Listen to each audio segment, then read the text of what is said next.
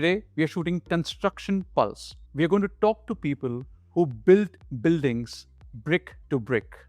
We're not talking to a developer or a marketing team. We're not talking payment plans or fancy brochures.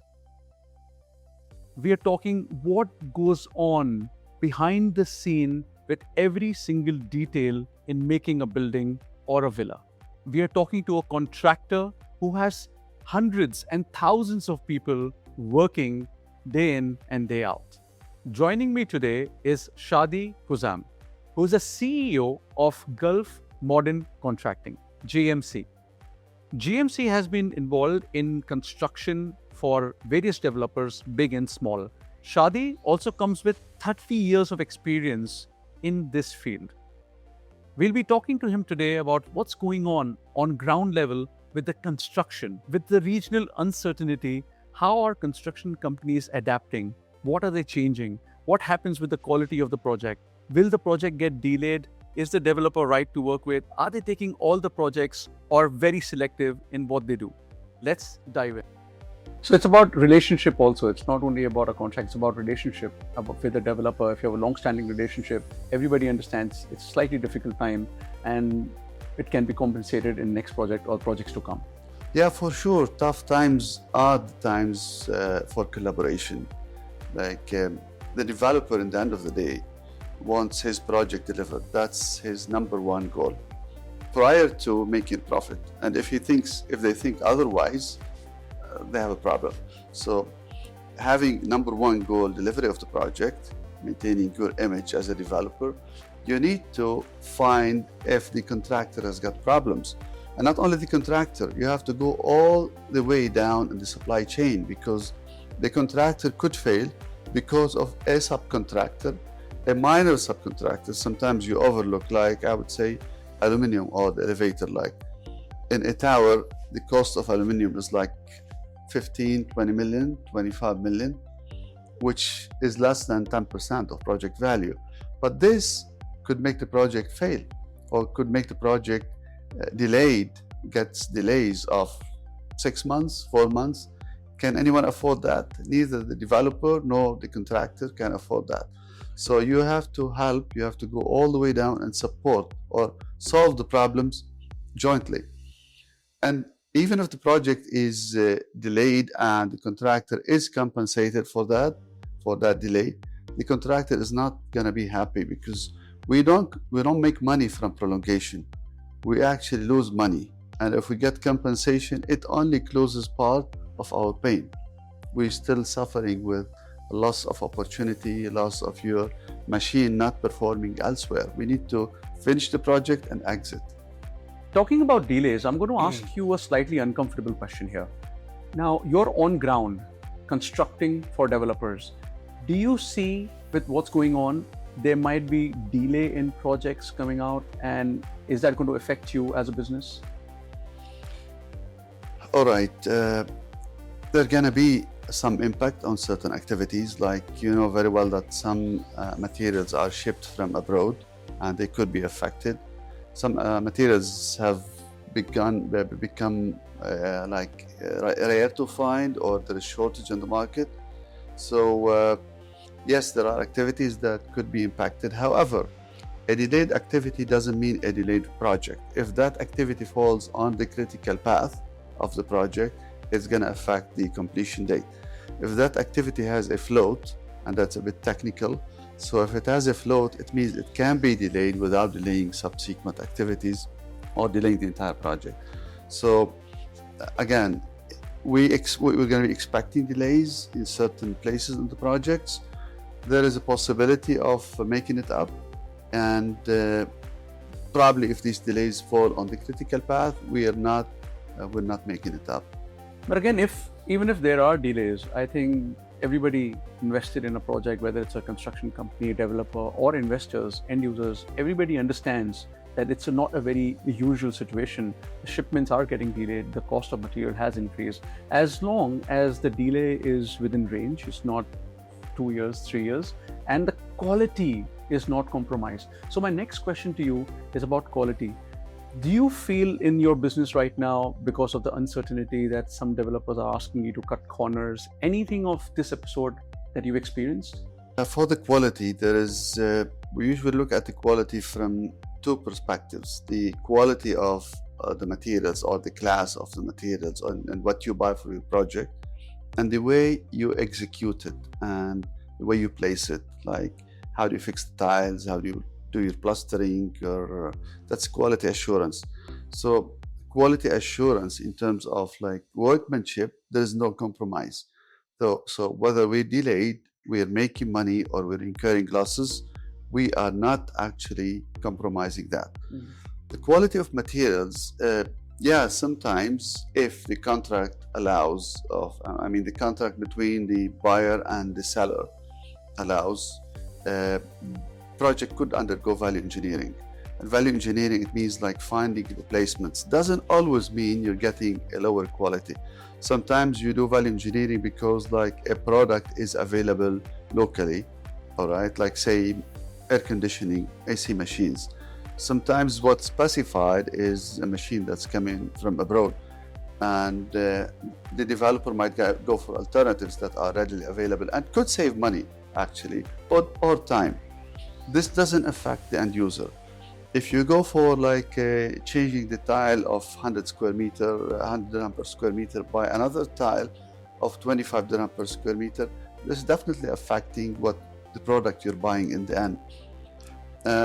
There are cases like that, and there are cases the opposite. Like we have a case in a project, Velos Tower, if I can name it.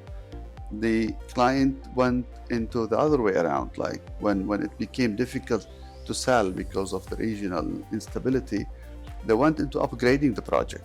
So they branded the project into Mozambique. It used to be unbranded project, and it got branded into Mozambique. This allows them to sell at a higher premium. Yes, their cost is higher, but the revenue is much higher. So they ended up probably rectifying the situation. So those who bought in the beginning, they got a free upgrade actually. So it's a very smart solution. So sometimes you could face issues with the quality being changed or the material being changed, but this is the end user have to be careful. You have to check that they're getting what they signed for in the end. And you work with a number of developers. You construct for them, some big, some small. Tell me, is there a signaling, like when you take up a project, when you start work, is there a signal that you sort of get from their behavior or the way they are on site that they might compromise on the quality or they might delay this project? Do you get that feeling as a contractor? Yeah, I do. It all goes back to experience. Like if we're dealing with an experienced developer, we don't expect those, we don't face those challenges. So they know that decisions they take today are affecting their image after a year or after a couple of years. So they don't work for the very short gain. They work for the long-term gain. So yeah, we face those, and we try to offer them our experience, certain areas. Some of them listen, some don't. Right. And big developers now have their own construction. They do everything in-house.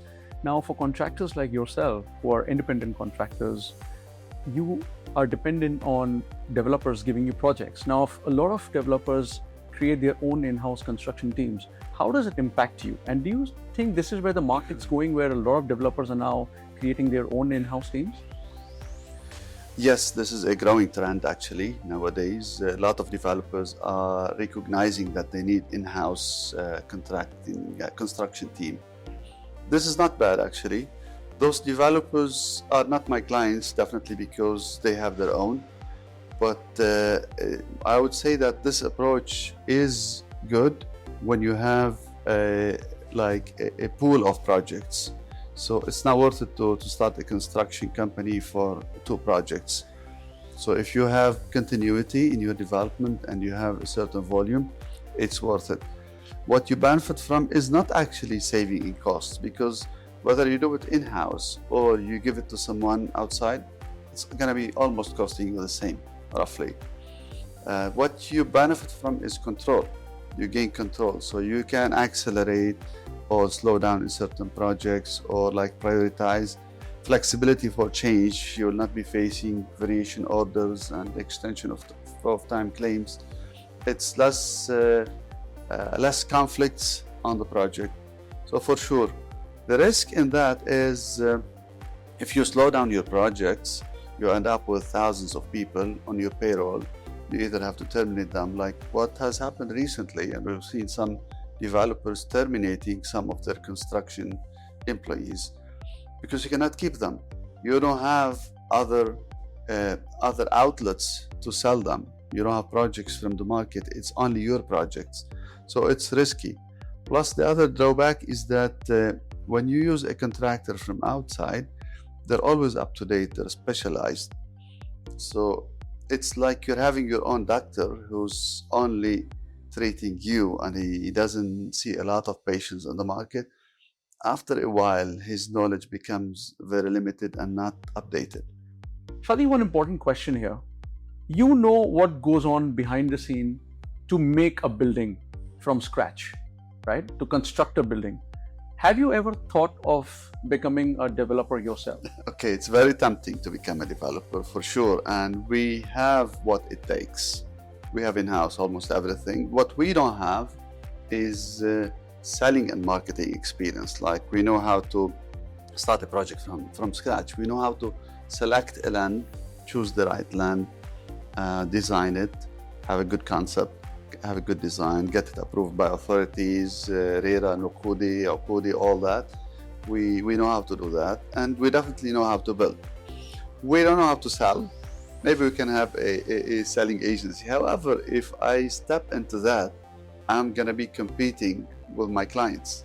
So I don't think strategically that's a good idea that I do this. But who knows in the future? The thought has crossed your mind. It did. Right. Since we're talking about development now for a second, when you take up projects and now you work with multiple developers, you have the experience.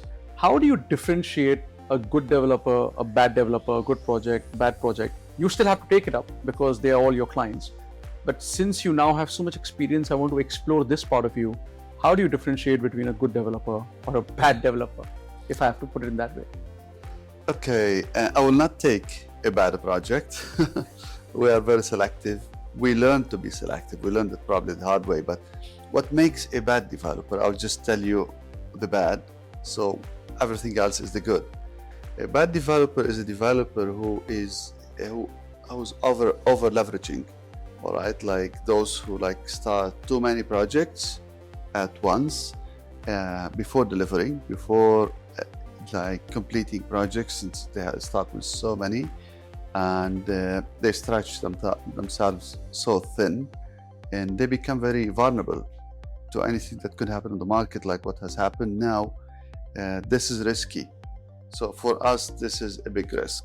That's number one. Number two, experience. Like developers who have experience, they made our life easier because they know what they want. They know the importance of time. They know the importance of decision making, changes. They know that a change could like really make the project suffer. It might make the project like a loss for everybody, us, them, everyone.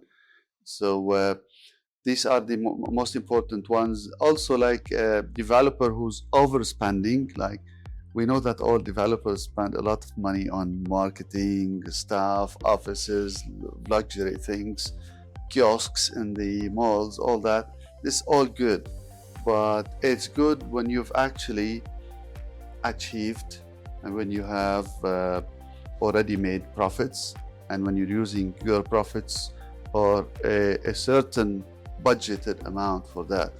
But when you overspend on these prior to materializing or achieving your profit, prior to delivering your projects, this is very risky. We've seen a lot of developers in the past, long ago, maybe in 2008, a lot of examples, who have been overspending.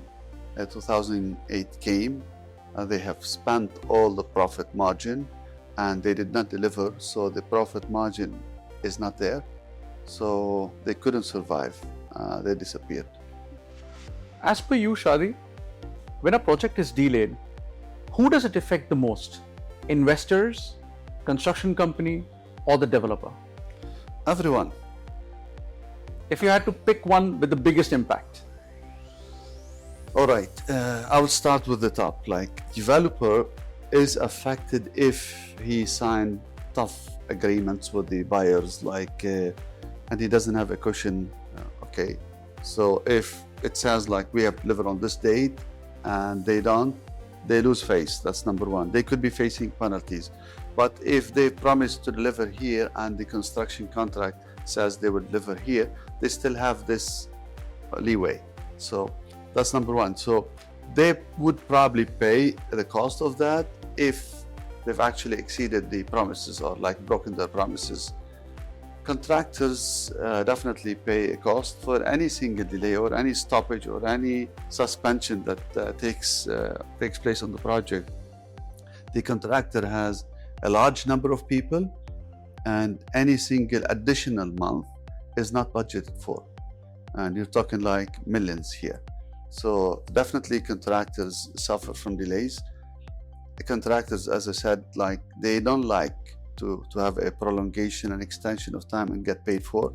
They would like to finish on time and just get paid whichever is in the contract. This is the best case scenario when everybody. Last question, Shadi. You've been in construction for a very long time. Construction involves managing a number of stakeholders, right from getting the right laborers, managing them, government permissions, and developers. So you're actually managing right from top end to all the way down. How do you manage this? It's been 30 years. I think it takes a toll on anybody running this kind of business. Tell me, what's your practice? How do you survive this? How do you flourish? Because you're looking fit and fine, you're looking happy. We want to know the secret. You're looking at how I look right now. This is not how I used to look in the past. You had to see me 15 or 20 years ago, or maybe a couple of years ago. When you're in the beginning and when you're like working in construction, it's a very tough industry. You're working with people of like a wide range of expertise and knowledge. Like you're working with people who've got no education at all, and with people who are like VIPs and owners, developers, whatever. So you have to accommodate all that. But when you start in the beginning, you start working with the lower tier, like as a site engineer or whatever. So you are a control freak and you want just to make sure that everything is going as per plan.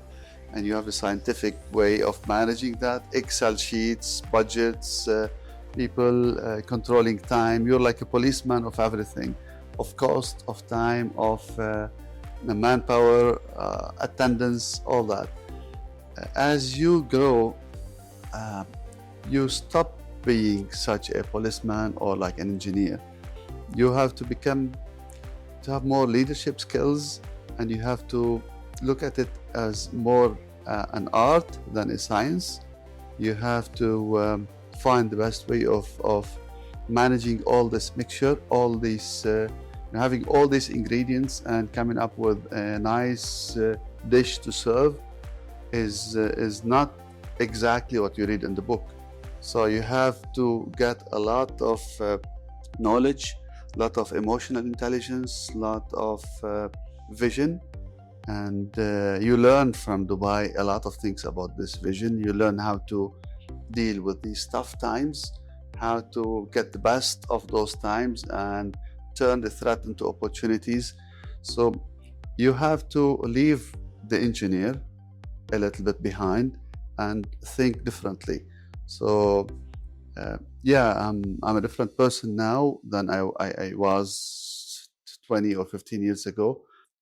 So in the end, bottom line, you have to find the balance in everything. You have to find the balance between your engineering and technical with the people skills, knowledge in the market, all that.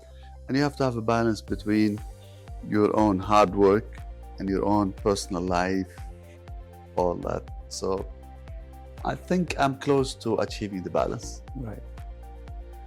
Well, thank you, Shadi. It's been exceptional because I meet a lot of developers when we do Property Pulse. Now, today we did a Construction Pulse episode, and I learned a lot about construction from the other side, from behind the scenes point of view. And I'm going to take this knowledge, and when I meet a developer next, I'll have some more important questions from the construction point of view. And I would like to thank you for spending time with us. Thank you. Thank you so much. It was enjoyable. Your questions are really good, and I think we would like the developers to succeed. We'd like to see them successful because this means continuity for our work, and we'd like to see more collaboration with developers. I don't want this idea of the past that the developer, the consultant, the contractors are just like on different sides of the table. They have to have this collaboration, and together they can be solving a lot of problems and overcoming any challenges. Thank you so much, Jatin. Thank you. Thank you. And that was Construction Pulse with Shadi. We learned a lot about how construction companies operate. When the market is shifting and the market is changing with all the uncertainty, how the construction companies actually manage their margins. We learned about the operating profit numbers of a contracting company and what it generally looks like in a day-to-day life of a contractor. We learned that in a market where a lot of developers are bringing in their own in-house construction companies, how would an independent contractor or a construction company survive? So if you've liked the content today, hit subscribe and share it with someone who would like to see this episode. This is Jatin. You've just watched Construction Pulse from Real Estate Market Times. See you next week.